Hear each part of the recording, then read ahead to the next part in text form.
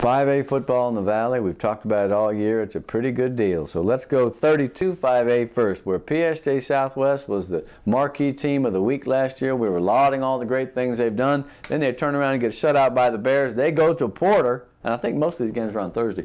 They go to Porter against a Cowboy team that they didn't look that good against Edcouch, but they're still a reasonably competitive team. I mean, you know, they're 2-3. There were years when they didn't get 2 wins all year, so I'm happy for them. But can they compete? Because PSJ Southwest is going to be mad.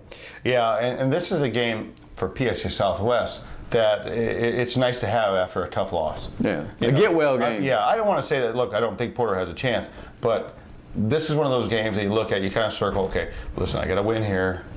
I don't know about this game. I got to win here. Yeah, you do that. And I don't care if most coaches will say, we don't do that. You do that. No. All right.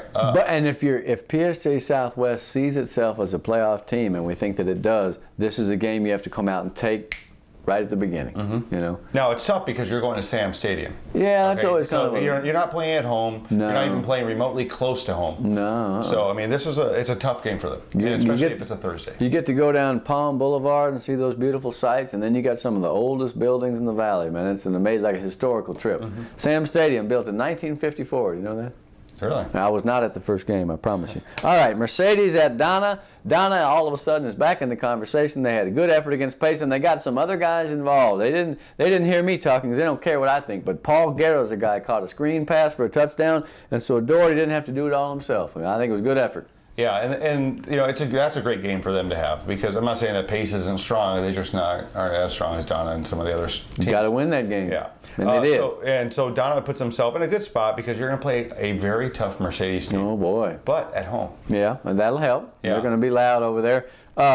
Mercedes, now, they had kind of a cakewalk. They got so silly that they put Alvarado, the linebacker, in. He scored a touchdown. I like that guy, man. He's kind of a big talker, too. He has a lot to say. He's a very aggressive junior. They got some good kids on defense. Let's see what they can do. If they don't have that running back, Vela, back, then it's going to get a little interesting, because Donna right now feels like they are back in the action. We're going to see. That's going to be a good game. But here's the one thing that Mercedes does well, and if you haven't seen it, you can go online. We have all the games but we're not for Mercedes. I want to make that point. People think that we have all that stuff, you know. Yeah, but you know, we also do Donna stuff. But here's we do. That's right. Yeah, but Rene Presas can throw the ball, and here's the thing: he throws the ball so far.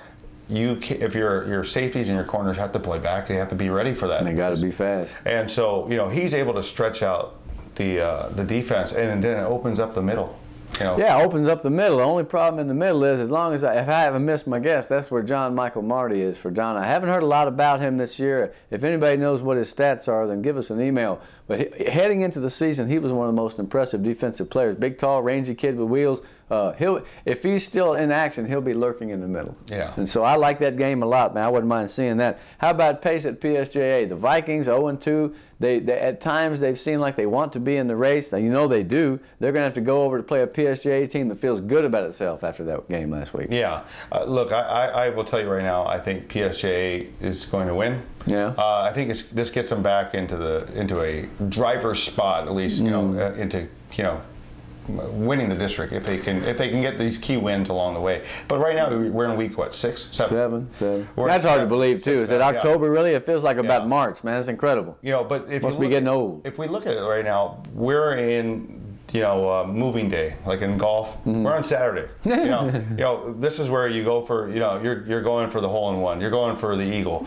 You know, these are. I like this golfing. Yeah, this is the time of the year where you don't really hold anything back. You're trying to It's October, man. It's October. Yeah. Before you know it, it'll be 8, 9, and 10. All right, well, I liked what the Bears did with Troy Flores, because I'll tell you, every time I've seen that team play, the kid comes in, he scrambles with the ball. He was 8 of 12 for 72 yards and a touchdown. So they still got Castaneda in reserve, and he's got a good arm, you know. So, but Troy, I think, was probably the option that gives them the most stability at the time. And as we've been saying all year, once the Bears get that quarterback situation figured out, they've still got a very good defense. Yeah, you know, just a little continuity. You know, it goes a long way. Here's the thing: I'm waiting for another matchup. Yeah. It's Donna North versus Edcouch Chelsea. Look, I think Donna North is going to surprise somebody. Yeah. I think they're going to steal a game from somebody and ruin somebody's season. Well, that would ruin that Cats' season if they steal that one, because that team is getting it on, looking like it's going to go up to the top. And boy, to lose that game would be amazing. But anything can happen. I'll tell you what worries me if I'm down in North is that they pulled some kids out of a hat. Andrew Segura, I told you about him at the beginning of the season. He had a couple of touchdowns. And where did Ricky Moreno go, that little senior? He had 4 catches or 4 runs for 104 yards. He's one of the fastest kids on the team. Every week it's some tough guy that does a good thing for Ed Cats. I'll tell you what, North is going to have to play the game of its life, and it is possible. Yeah, and they put up some points in the first half against Porter. 35-0. What did Coach Campos over there say? It looked like somebody stole into the locker room and put imposters in our jerseys the first half. And I like what he did, man, because he challenged them. He said, I don't care about the score, as I understand it. Let's play the second half with some pride and see what we can do. And they came out and got a touchdown and held that Cats down. So, I mean, when you're a team that's still struggling to find itself, you like to have that victory in the second half like that, because that means you didn't quit. Yeah. Because you can't quit. I don't care if you go 0-10, but you never can quit. And you can count on Campos to make sure they don't. Yeah. Most definitely. All right, well, let's go to the other 5A district. Mission Veterans at Roma. Now, both those teams had a little surprise last week. Roma got bombarded by Vela. Oh, I was afraid that was going to happen. And Mission Vets, they lost their quarterback, Santos Villarreal, and the game by 17 to Sherryland. The big matchup did not turn out to be as good as we thought it would be. So where do these teams go from here? Well, Roma is still in a nice spot because they're somewhat healthy. They played a Vela team that Vela has, besides Sherryland, has been a second half team. They put points up in the second half of the season. And a lot of points in general. Look, after Vela lost to Sherryland, they had a lot of mad on, and they just get ready. He's got to psych himself up for the tougher games. Yep. By playing really, really well. I think he's going to have perfect. Right. Well, he was only, I think he was 10 out of 24. He's still a great runner, and he's obviously got great numbers. But the last 2 weeks, have not been his best. I expect him to get back on the track this week and have a pretty big game. Now, of course, Pioneer says, oh, yeah, well, let's see what we can do about that. That's what makes football great. Rio Grande City at Valley View, that's one of those games that, Valley View, quite frankly, is struggling, to say the least. And Rio Grande City looking pretty good. Hey, Jason Garena is good, man. We don't mention him a lot on here. But he's got some prowess at quarterback. I like that kid. Yeah, and look, they win this game. They're 2-1 right now.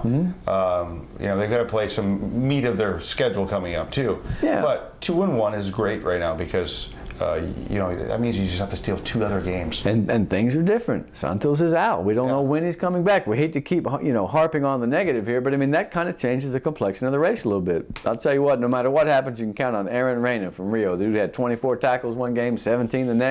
I spied that guy from afar, looking at some videos and looking at Max Preps. He's one of the best in the valley. Yeah, he really is. He's not terribly huge, but that defense has done a decent job. They play some low-scoring games, 7-6, 13-7. So Rio at Valley View. Now the other game is Sherryland playing a practice week, and right now there's not a better team than Sherryland, man. There's just not. Yeah, and Coach Adame is this. Look, we always talk about there's dynasties every so often. Harlingen, Sherryland's the new one. Yeah, sure. I mean, because they've lost one game in 3 years. So, yeah, and I don't see them losing another one in district. Well, they play. Who they got left? They played Vets. They played Vela. They're going to play Rio and Roma. So yeah, they're going to be prohibitive favorites the rest of the way. The thing I like about this team, among other things, because there's a lot, they keep coming up with new guys every week. Who is Manny Campos? And he scored 2 touchdowns. I knew Beto Ruiz. I know that guy. He had 2 sacks. They said it was on the same series. May have been even back-to-back plays. So when you're rolling and you're confident and you're talented, man, people come out of the woodwork. Have they solidified who's the QB now? I mean, are they still doing, because I see a lot of Madden right now, and Madden is probably with Santos out, he's the quarterback of the game right now. Yeah, he really is, man. He keeps doing it. He's an excellent player and only a junior. What lies in store for that guy? I remember last week we told you we kept hearing about him. Well, now we know why people were talking about him. So Sherryland is on a roll. They look to be in charge of that district. A lot of things can happen in 4 weeks, but right now it looks like Vela and another couple of teams are going to battle it out for second until further notice. We'll be back with the small school package, and there's some fun games to talk about, including Lyford and Santa Rosa starting district and a couple of other good things you won't want to miss.